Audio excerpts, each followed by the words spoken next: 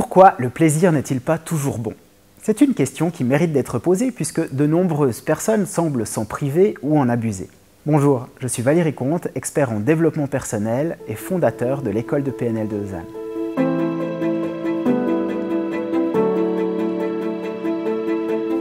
Le plaisir est avant tout un sentiment, une sensation. Selon certains travaux sur les émotions, le plaisir fait partie des émotions de base. Le plaisir, c'est également une source d'énergie, de motivation. Il semble même que le plaisir soit l'émotion ou le sentiment que notre cerveau cherche à expérimenter et reproduire en permanence. Pour avoir du plaisir, je pense qu'il faut principalement satisfaire ses besoins, respecter ses valeurs, exprimer ses émotions et rire. Les principales limites à nous faire plaisir, je pense que ce sont notre éducation, nos croyances, nos peurs, les pensées et les croyances limitantes que nous avons déduites de nos expériences de vie. Bien sûr que c'est possible de changer. Je l'ai fait, des centaines de personnes l'ont fait dans mes séminaires ou alors dans des milliers d'autres séminaires dans le monde. Je ne pense pas que c'est si simple qu'on croit de ne pas prendre de plaisir. Selon moi, le meilleur moyen, c'est de se couper de ses émotions, avoir beaucoup d'attentes et croire que c'est les autres qui vont satisfaire nos besoins. Alors neurologiquement, c'est une décharge de 4 hormones. La dopamine, qui génère un sentiment de satisfaction lié à la récompense et qui pousse à l'action. L'endorphine, qui calme la douleur et procure un sentiment d'apaisement.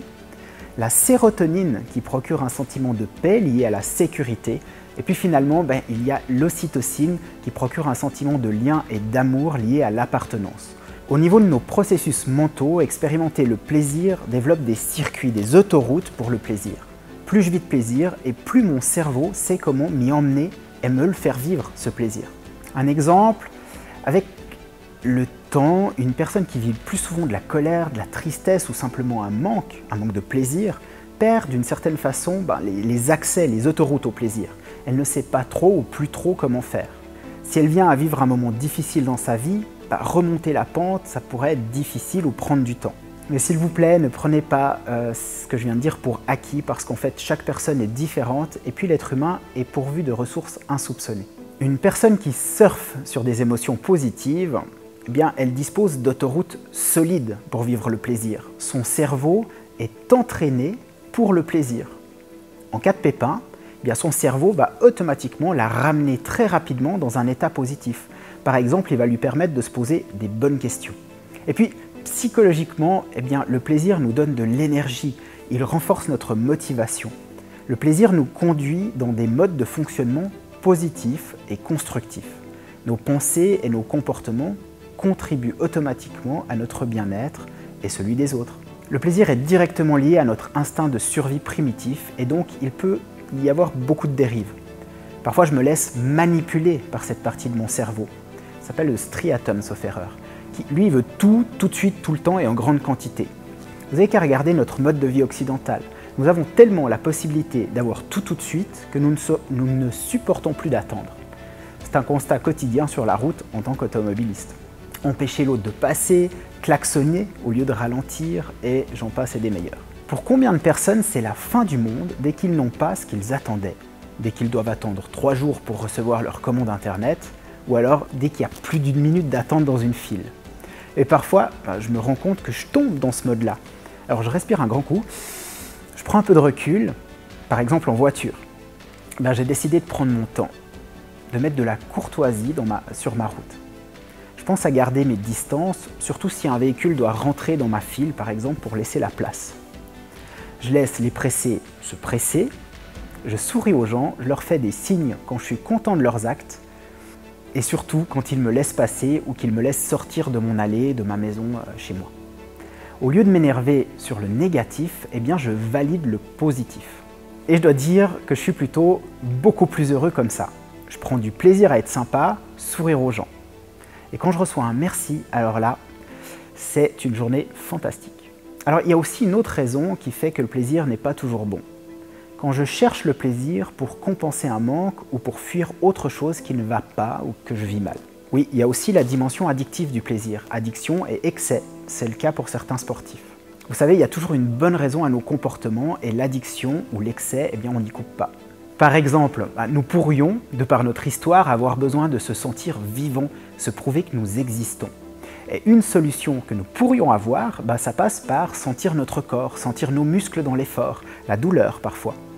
Par exemple, il y a des sportifs qui disent « j'ai besoin que ça me fasse mal ». Je vais donc faire un excès de sport pour une très bonne raison. Mais est-ce vraiment la bonne? Est-ce que c'est vraiment bon pour moi? Ne devrais-je pas trouver une solution différente? Oui, bien sûr, le plaisir pour compenser un manque arrive bien plus souvent qu'on croit. Je vais vous répondre avec des exemples. Ça fait des mois que mon travail ne me plaît plus, qu'il n'y a plus de sens. Je manque carrément de plaisir. Pour compenser, je mange tout ce que je trouve en rentrant à la maison. Je me fais plaisir. Personnellement, je suis cinéphile.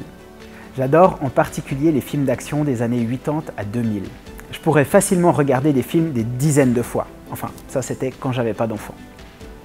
À l'époque, j'achetais beaucoup de DVD pour pouvoir les voir quand j'avais envie, autant de fois que j'avais envie. Puis un jour, j'ai remarqué un truc.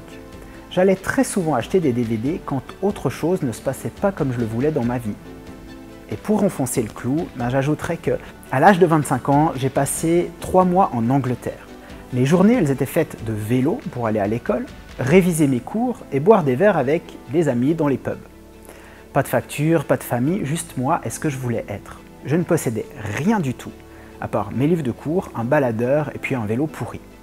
J'avais un lit avec des ressorts qui me rentraient dans le dos, et puis une douche avec un filet d'eau froide, juste pour ça, pour me laver. Enfin bon. Pourtant, j'étais l'homme le plus heureux du monde. 3 mois, l'homme le plus heureux du monde. J'ai perdu 16 kilos et je me suis jamais senti aussi libre et autant moi-même que pendant ces 3 mois. À ce moment-là, je me suis dit, si tu peux te sentir libre et toi-même ici, tu dois arriver à être pareil dans ton pays, avec tes proches, ta famille. Et puis j'ai aussi appris un truc, c'est que c'est pas le matériel qui me rend heureux. Disons plutôt une phrase de fin. C'est possible et c'est tellement mieux après. Merci d'avoir choisi cette vidéo. Si vous l'avez aimée, n'hésitez pas à liker, à laisser un commentaire et à vous abonner à la chaîne pour ne rien rater des prochaines vidéos. Vous trouverez également plus d'informations sur les différents sujets directement sur notre site web. On se retrouve très prochainement pour un nouvel épisode de la série Prise de conscience. À bientôt!